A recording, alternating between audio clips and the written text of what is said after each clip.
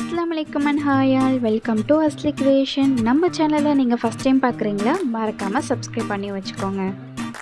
இன்றைக்கி என்ன வீடியோ பார்க்க போகிறோன்னா, ரொம்ப டேஸ்ட்டான எம்மியான குயிக்காக எப்படி வெஜிடபிள் பிரியாணி செய்கிறது அப்படிங்கிறது தான் பார்க்க போகிறோம். அதுவும் நம்ம குக்கரில் தான் செய்ய போகிறோம். ஈஸியாகவும் இருக்கும், டேஸ்ட்டாகவும் இருக்கும். ட்ரை பண்ணி பாருங்கள்.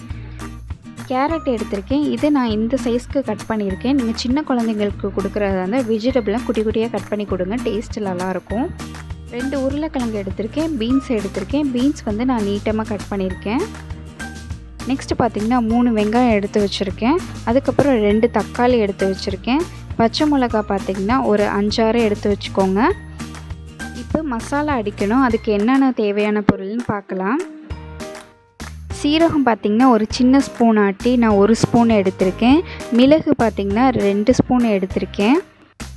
சோம்பு பார்த்திங்கன்னா ஒரு 1/2 ஸ்பூன் எடுத்திருக்கேன். சாஜரா வந்து ஒரு 1/2 ஸ்பூன் எடுத்திருக்கிறேன். கசகசா பார்த்திங்கன்னா 1 ஸ்பூன் எடுத்திருக்கேன். நெக்ஸ்ட்டு நான் ஒரு ஜாதிக்காய் எடுத்திருக்கேன். சின்ன சைஸு ஜாதிக்காய் தான் எடுத்திருக்கேன். நெக்ஸ்ட்டு அன்னாசி பூ, ஸ்டார் அன்னாசி பூ இருக்கு இல்லையா, அதை 1 எடுத்திருக்கிறேன்.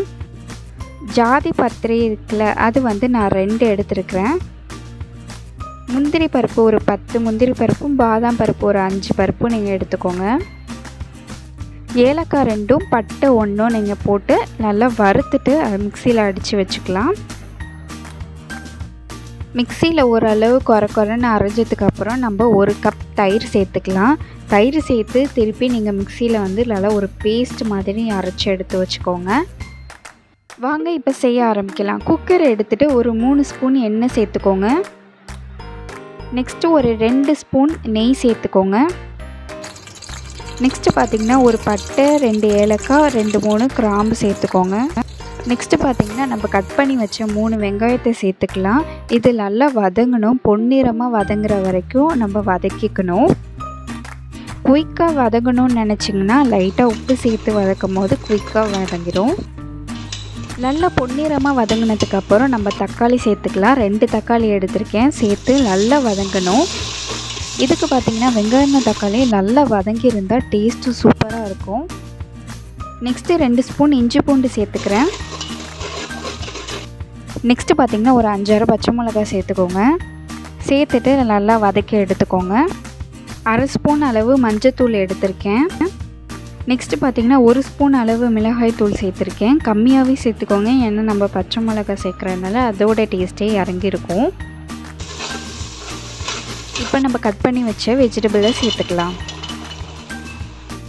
வெஜிடபிள் பார்த்திங்கன்னா அந்த மசாலாலேயே நீங்கள் நல்லா வதக்கும் போது டேஸ்ட்டு நல்லாயிருக்கும். நெக்ஸ்ட்டு நம்ம மிக்சியில் அடைச்சி வச்சோம்ல பேஸ்ட்டு, தயிர் ஊற்றி, அந்த மசாலாவை நம்ம இப்போ சேர்த்துக்கலாம். நெக்ஸ்ட்டு வந்து அதிலேயே கொஞ்சம் தண்ணி ஊற்றி மிக்ஸ் பண்ணி இதில் சேர்த்துக்கோங்க. ஒரு 2 நிமிஷம் இதிலே வந்து வதங்கட்டும். நெக்ஸ்ட்டு 2 லெமனோட ஜூஸ் எடுத்துக்கிறேன். நெக்ஸ்ட்டு பார்த்திங்கன்னா அரிசிக்கும் காய்கறிக்கும் தேவையான அளவு உப்பு சேர்த்துக்கிறேன். நெக்ஸ்ட்டு தண்ணி சேர்த்துக்கலாம். 3 கப் அரிசிக்கு நான் 8 கப் தண்ணி எடுத்திருக்கேன். 9 கப்பு தான் எடுக்கணும், ஆனால் 1 கப் தயிர் சேர்த்துருக்கனால நான் 8 கப் எடுத்துக்கிறேன்.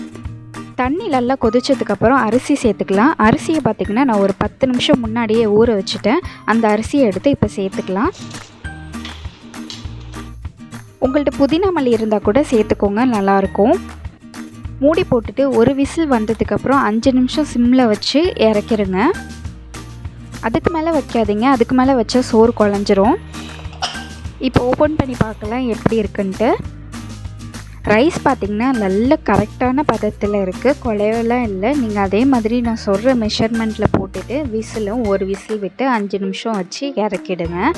இப்போ பார்த்திங்கன்னா லைட்டாக மிக்ஸ் பண்ணி விடுறேன். அவ்வளோதான், நம்மளோட டேஸ்ட்டான வெஜிடபிள் பிரியாணி ரெடி ஆகிடுச்சு. இந்த வீடியோ உங்களுக்கு பிடிச்சிருக்கும்னு நம்புகிறேன். பிடிச்சிருந்தால் லைக் பண்ணிவிட்டு மறக்காமல் சப்ஸ்கிரைப் பண்ணிக்கோங்க. நெக்ஸ்ட் வீடியோவில் மீட் பண்ணலாம். பை.